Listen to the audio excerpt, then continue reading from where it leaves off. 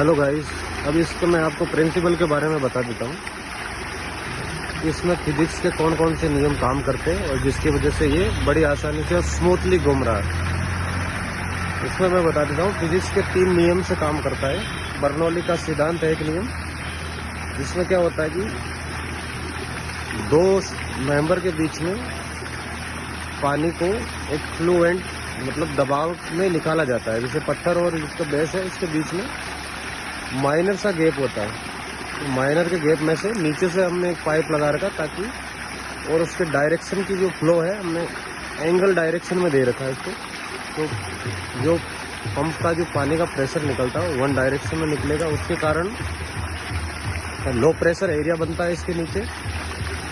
Low pressure area बनने के कारण ये इसका घर्षण बहुत कम हो जाता है और पत्थर ऊपर की ओर उठने लगता है।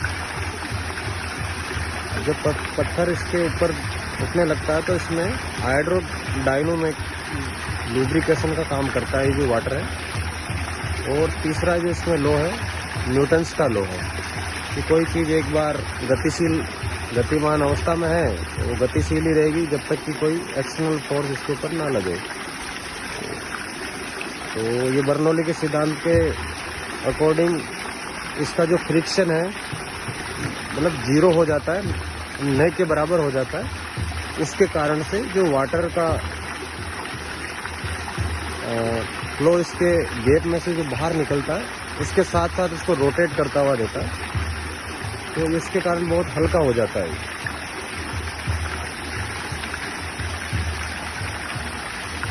इसमें क्या होता है कि इसे पत्थर और नीचे की जो दोनों सतह के बीच में एक वाटर का क्वेश्चन बन जाता है, जिसे हाइड्रोडायनामिक बियरिंग कहते हैं। कि इसी के कारण जो फ्रिक्शन होता है वो 0 हो जाता है लगभग, और इससे कितनी भी भारी चीज़ हो वो हल्की महसूस होने लगती है। और हल्का सा भी इसको डायरेक्शन में पुश मिलने के कारण ये घूमने लगता है। इसमें और कोई भी नियम काम नहीं है, कोई मोटर भी नहीं लगा रखी, ना बियरिंग लगा रखी, ऐसा कुछ भी सिस्टम नहीं है।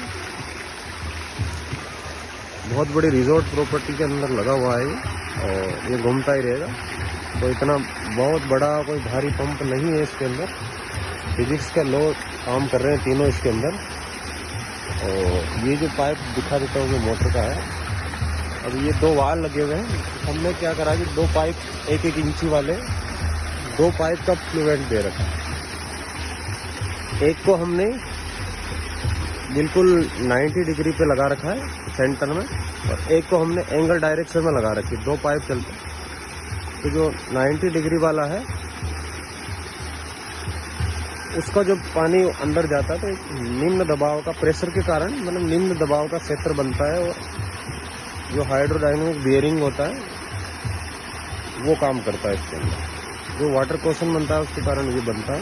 जो दूसरा हमने एंगुलर वाले डायरेक्शन में जो लगाया वो उसको एक मोशन मिलता है, इसको पुश करता है आगे की तरफ, तो ये घूमता रहता है।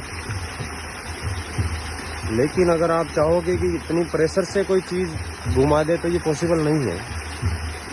आप 10 HP की मोटर भी लगा के इस पत्थर को नहीं घुमा सकते। दूसरी चीज़ें इसको ग्रेनाइट का है, इसके जो डिज़ाइन है बिल्कुल स्मूथ है, बिल्कुल ऐसे स्मूथ डिज़ाइन है जिसके कारण और फ्रिक्शन कम हो जाता है इसका। और जो पानी की इसके बीच में से जो पतली लेयर है लुब्रिकेंट का काम कर रही है, इसके कारण ये पत्थर रोटेट करता रहता है। Thank you.